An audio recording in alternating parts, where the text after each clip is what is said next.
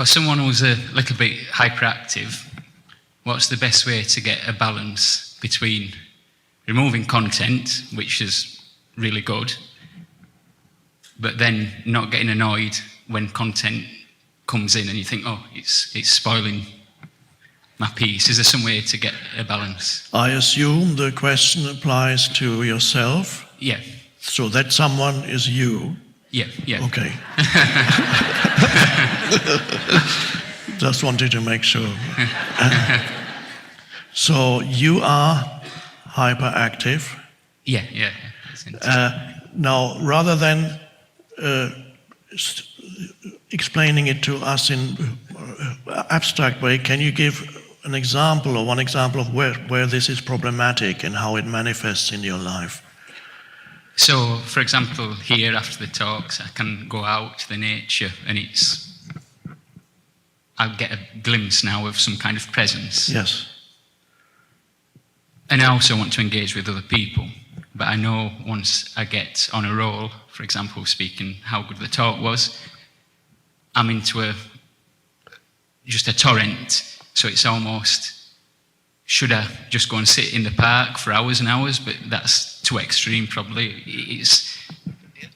I'm creating probably more content, trying to analyse whether to stay out of the way or... So when you engage in conversation, then do you tend to speak fast? Or yeah, I just totally lose. The mind takes over and you're dragged along. Yeah. Yes. Now, this being dragged along by the mind happens to many, many people. Perhaps in your slightly more extreme form, your mind is even more powerful than the normal mind, and so you're dragged along before you know it. Yeah. And so do you tend to sometimes avoid interaction in order not to be dragged along? Yes. Yeah. So it's either you get dragged along or you sit there and can't interact. Don't interact. It's like two settings, full blast or off. Yeah.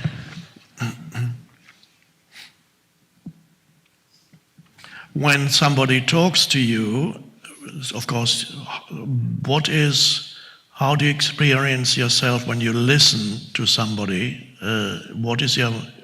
How do you listen to another person? Is your mind already preparing what they're going to say, or?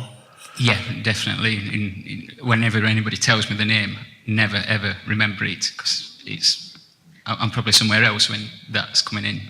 Yeah.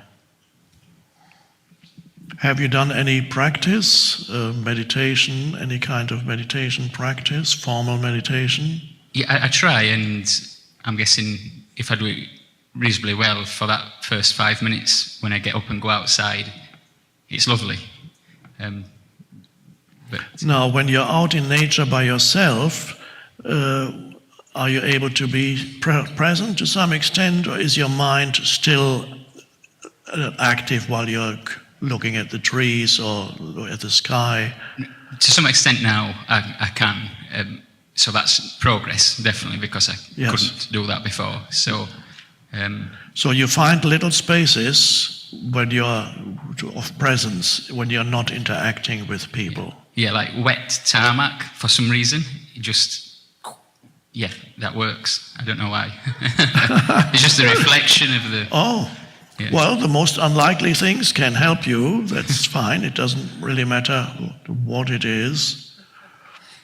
So, are you in a relationship, married, or no? Have you had relationships? Yeah. Not enough. Okay, the but is enough. But. I don't want to go too deeply into it because I'm not a psychotherapist and don't need to be. Well, I would recommend that you practice here. There's still some time left. Everybody knows now who you are. And the people here are much more conscious than people you would normally meet in everyday life, and everybody will be very happy to help you and you can also help, for example, by just refraining from giving too much input when you're interacting, engaging in conversation. Be more a listener than a speaker. Make that your practice for the time being. I'm not saying don't say a word, but be more like 80% a listener than a speaker. And that, for example, you can do by asking questions when you're in, rather than stating your view or whatever it is. Ask questions that encourages the other person to speak more. As the other person speaks more, it forces you to listen, and then make the listening into a practice. While the other person is speaking, are you able to, at any time, to feel your inner body? Can you feel that? The hands. But then I seem to lose them quite quickly. Okay, but hands, you can feel the energy in your hands. The rest of the body is more difficult? Yeah. Okay, well, it's a good start. It's a start. So I suggest that once you've asked a question, while you listen, you direct your awareness into the inner feeling of your hands. Thank you. And that keeps it there so that it doesn't, your mind doesn't take off. So you ask a question, where are you from? How long have you been with Eckhart? How did you first discover the books? Have you been to other many questions you can ask, and people will be happy to help you by answering your questions, and they will be happy to help you by not asking you too many questions. Yeah, no, thank you. That's good. Yeah, that'll help. Yeah. So, and so while you listen, have your attention in the inner energy field of your hands. If you can amplify that and have your attention also in other parts of your body, for example, your feet and hand at the same time, that's even better. But hands is fine too. So you feel the aliveness in your hands, and from there you listen, and you know, just give it. This will help you prevent the stream of mind from taking you over. So that's the beginning of a little practice. Another practice you can do is, while you listen, you're aware of your breathing. And so you can even bring the two together. You can be aware of your breathing and your hands, but it's probably better for you to just choose one or the other. So please help this gentleman and allow him to ask you some questions and give exhaustive answers.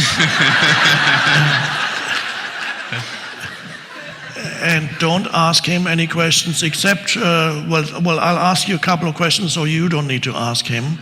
Where are you from? Yorkshire in England. Okay, Yorkshire, England. And so you don't need to ask him that, so that's good. And have you been to retreats before here with us here? No, it's the first one. First one, okay. Well, that's another question you don't need to ask.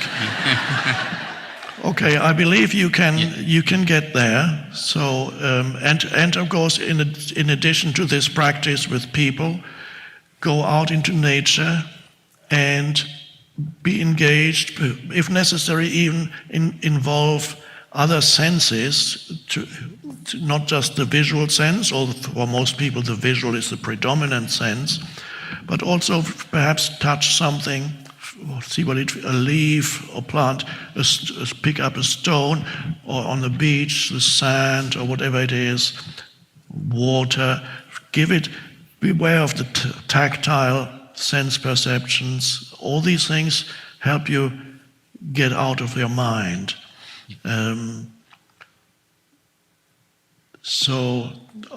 wish you well in your practice, and thank you. Thank you. Thank you.